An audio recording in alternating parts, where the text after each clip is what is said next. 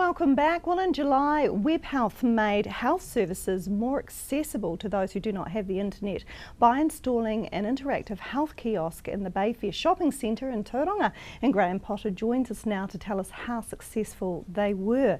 So welcome to the show, Graham. Thank you very much. Now, of course, Bayfair is not the only place that has kiosks.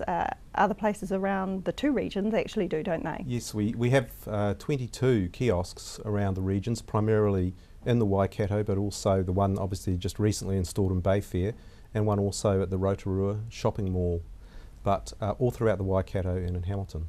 How do they work? Well, they're connected to the internet, so they work exactly the same way as a computer does, except all you need to do is touch the screen to access the information you want.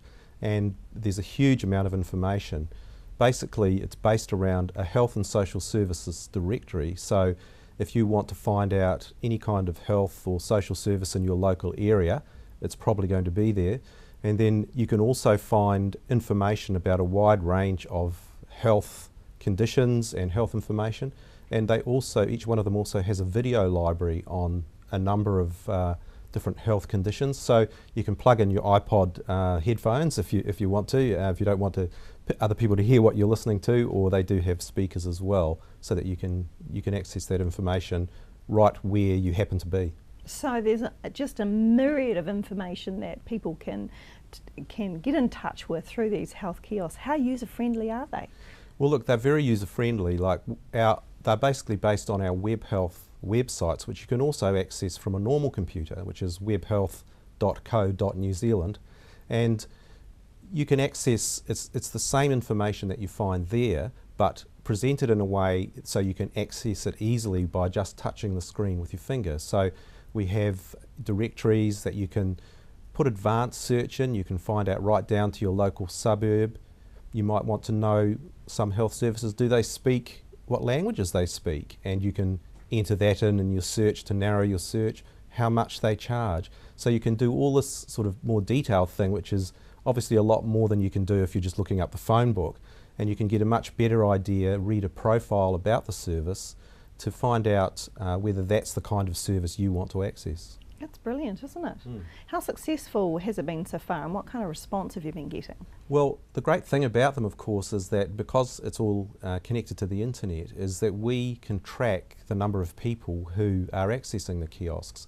And obviously it depends on where they're located, because sometimes it's not just about how many people, but where you put the kiosk in an area where you really want certain groups of people to be able to access that information.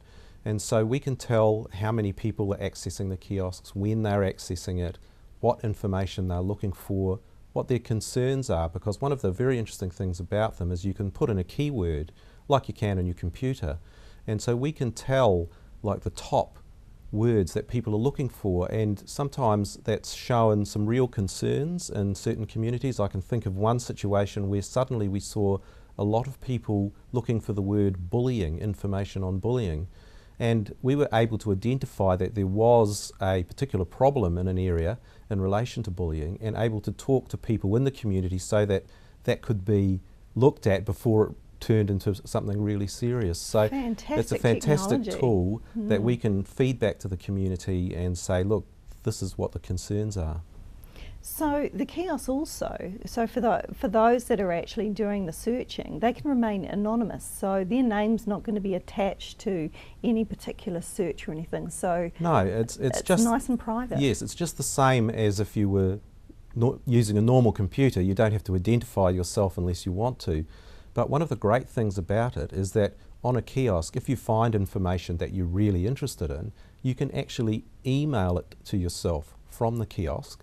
So you can actually, there's an onboard keyboard that comes up on the screen, and you can email the information to yourself, or you can even text it from the kiosk screen to your phone so that you won't forget it, and so that you can look it up later.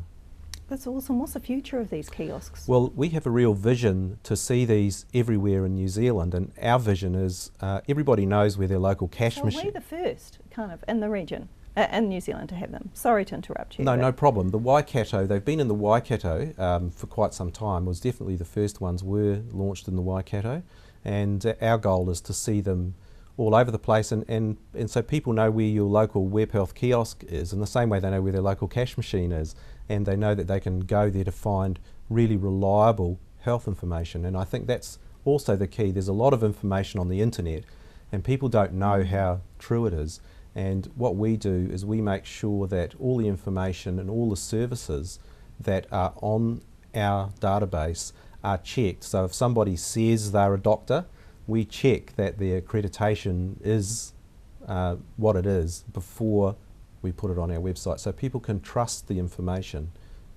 on the Webhealth kiosks. Of course, we can get a huge amount of information off there, but it's never a replacement for a GP, is it?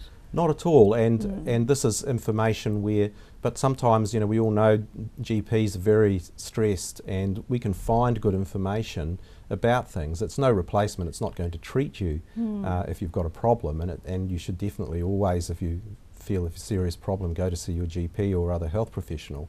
But I think a lot of us, we could find out a lot more information for ourselves to help us not get to the point where we need to see a GP, and I think that's the point. You know, if we can find information that can educate us and help us to say, well, this is a more healthier way to go here, then we might not need to be sitting for hours in a GP waiting room. Very good. Fantastic technology. Thanks for sharing that with us, and all the best for the future with these, because I think we really need them. Thank you very much. Great. Thanks for inviting me. Thanks for coming on the show. Graham Potter from Linkage Trust Webhealth, and make sure you get out there and check out those kiosks because they're obviously very valuable. So when we go shopping for bacon and chicken, do we consider where and how they've been raised? That's next. We'll see you shortly.